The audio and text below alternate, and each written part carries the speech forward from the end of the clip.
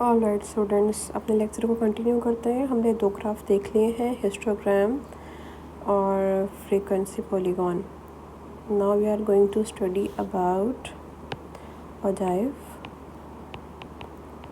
Ogive के लिए मैंने डाटा पहले से लिख लिया है। सेम डाटा पे ओजाइव बना रही हूँ। क्लास बाउंड्रीज वही है और फ्रीक्वेंसी भी वही है।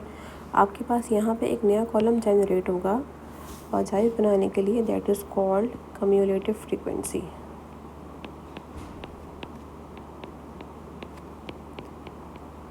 कम्युलेटिव फ्रीक्वेंसी लेस देन तरीके से बनाएंगे। टू टाइप्स की मैंने आपको सिखाई थी। लेस देन पे काम करेंगे। लेस देन बनाने के लिए कम्युलेटिव फ्रीक्वेंसी में आप इन सब फ्रीक्वेंसीज का सम कर देंगे बारी बारी। 2 8 + 2 10 10 + 18 28 3 28 + 13 11 30 41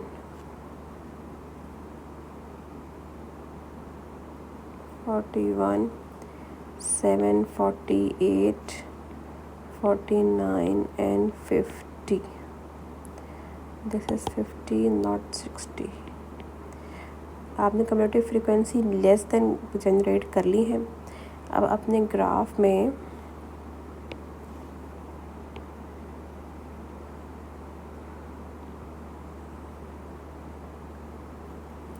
this is your x axis and here is your y axis. यहाँ पे आपके पास वाई एक्सेस में हमेशा बनेगा कम्युलेटिव फ्रीक्वेंसी का कॉलम और एक्स एक्सेस पे आपके पास आएंगी क्लास बाउंड्रीज। क्लास बाउंड्री आपकी शुरू कहाँ से हो रही थी? 99.5 से। ये बात मैंने आपको पहले ही बताई थी कि इसको आप थोड़ा सा रप्चर करके ऐसे आगे लेके जा सकते हैं। तो यह से स्टार्ट हो रही है 99.5, फिर 104.5, फिर 109.5, 114.5, 119.5, 124.5, 129.5 एंड 134.5। ये आपकी स्केलिंग आ गई। कम्युलेटिव फ्रीक्वेंसी में आप गैप देख लें, स्केलिंग के हिसाब से आपने करनी है।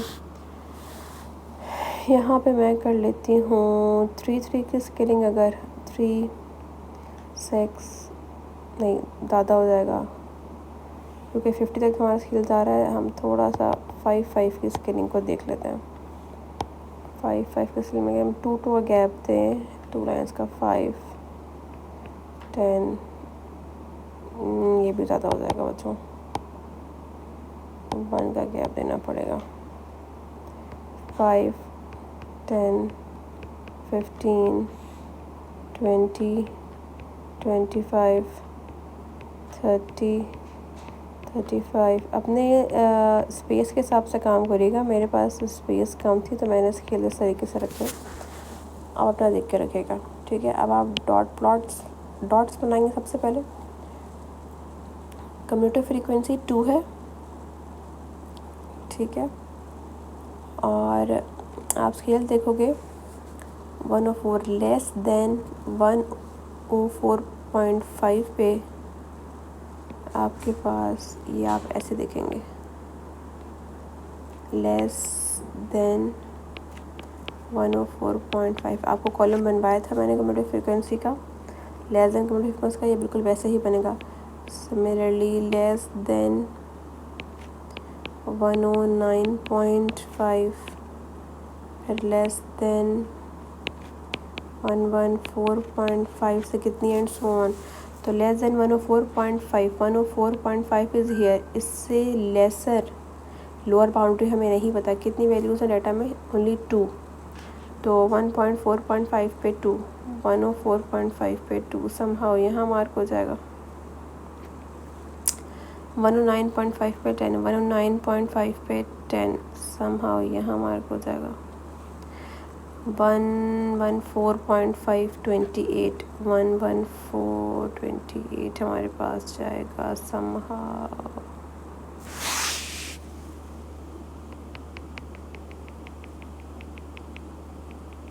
28 इधर कहीं आएगा हमारे पास, ठीक है। देन लेस देन 119.5 पे 41, यहाँ पे आप कॉलम बना लेंगे तो बहुत अच्छा हो जाएगा आपके लिए। Less than 119.5, less than 124.5, less than 129.5, less than 134.5। बच्चों पता ही चला, अगर आपके पास क्लास बाउंड्रीज कंटिन्यूस है तो डायरेक्टली उन क्लास बाउंड्रीज का कॉलम बना लें। Less than upper class limit का ये आप कॉलम जनरेट करोगे, less than upper class boundary, ये मैंने आपको कॉलम बनवाया हुआ है, ठीक है। लेकिन अगर आपके पास क्लास बाउंड्रीज कंटिन्यूस नहीं है, क्लास इंटरवल्स कंटिन्यूस नहीं है, तो आप सबसे पहले कंटिन्यूस बनाएंगे क्लास बाउंड्री का कॉलम जनरेट करके। उसके बाद आप ये कॉलम बनाएंगे कम्यूटेटिव फ्रीक्वेंसी का, ठीक है बच्चों। अच्छा जी, इसके बाद आपके पास क्या था, इसके बाद 119 से 41 पे जा रहा है, 1919 41 पे 40 बाद 41 यहाँ पे आएगा आपके पास। फिर 124 48 पे, सॉरी 1 कुछ गलत हो गया, 114 पे 28 था, 114 पे 28 सही है। 119 जो है वो 41 सही है, ठीक है। 41 समहाउ यहीं पर ही है। 124 48 पे, 124 48 पे इसको ऊपर लेके जाऊँ तो ये 48 आपके पास यहाँ पे आएगा। फिर 49 समहाउ आपके पास यहाँ पे आएगा। और 134 जो है आपके पास 50 पे आएगा, तो 50 बिल्कुल आपके पास ये आ गया, ठीक है बच्चों। अब क्या करो, मैंने ये लाइंस लगाई थी ताकि मेरे पॉइंट्स स्ट्रेट लगें, को मैं रिमूव कर देती हूँ। अब आप रूलर की हेल्प से इन सारे पॉइंट्स को कनेक्ट कर देंगे, कनेक्ट कर दें ये इससे, देन इससे, इससे, देन दिस एंड दिस। अच्छा, अब ये ओरिजिन से कैसे कनेक्ट होगा, आपने 104 से पहले जो भी बाउंड्री है वहाँ पे लाके कनेक्ट कर देना है। इसका मतलब ये है कि हमारे पास लेस देन 99.5 से कोई भी फ्रीक्वेंसी नहीं थी। फ्रीक्वेंसी क्या थी, 99.5 से अगर मैं लोअर डाटा में वैल्यू को चेक करूँ तो हमारे पास कोई वैल्यू नहीं है। ये जो 2 है ये 99.5 और 104.5 के इन बिटवीन की वैल्यू है, इसलिए मैंने 99.5 से पहले 0 पे कनेक्ट किया इसको, क्योंकि कोई डाटा की वैल्यू यहाँ पे एग्जिस्ट नहीं कर रही। तो this is a graph of commutative frequency. अच्छा, सबसे इंटरेस्टिंग बात ये आपके पास जो टेम्परेचर है, डाटा है क्लास बाउंड्री का, ये टेम्परेचर है, ठीक है। टेम्परेचर लिया है हमने डिग्री सेल्सियस में, और कम्यूटेटिव फ्रीक्वेंसी कॉल हमारे पास लाइफ कर्व बनाते का मैं, जब आपको चेक करना हो किसी मिडल वैल्यू में अपने डेटा का आउटपुट, लेट सपोज मैं आपसे पूछूं कि हमारे पास कितने कंट्रीज़ हैं, ये कंट्रीज़ हैं, ठीक है। हमारे पास कितने कंट्रीज़ हैं जिसका टेम्परेचर 114 से 114.5 के बिलो रहता है। तो 114.5 ये रहा, ठीक है। आप यहाँ पे एक स्ट्रेट लाइन बनाएंगे, स्ट्रेट लाइन बनेगी, और यहाँ से ला के वर्टिकल एक्सिस पे इसको कनेक्ट कर देंगे। तो आप बोलेंगे कि 30 कंट्रीज़ हमारे पास ऐसे हैं जिसका टेम्परेचर 114.5 से बिलो रहता है। ये सारा बिलो वाला टेम्परेचर है। सिमिलरली अगर आपसे पूछ लिया जाए कि आप बताएं कि 45 कंट्रीज़ का टेम्परेचर किस रेंज में आता है, तो 45 कंट्रीज़ आपके पास ये रहे, ठीक है। आपने कनेक्ट किया और यहाँ पे लाके इसको कहीं ज्वाइन कर दिया। तो ये वाली जो वैल्यू होगी यानी कि इन दोनों का जो मिड पॉइंट होगा वो टेम्परेचर काउंट होगा। इतना टेम्परेचर 45 कंट्रीज से लेस हमारे पास रहता है या सो ऑन। अगर मेरी लाइन थोड़ी सी टेढ़ी बनी है तो उसको आप सीधा कर लीजिएगा स्केल को यूज़ करके, तो आपके पास एक स्ट्रेट लाइन का डाटा आ जाएगा।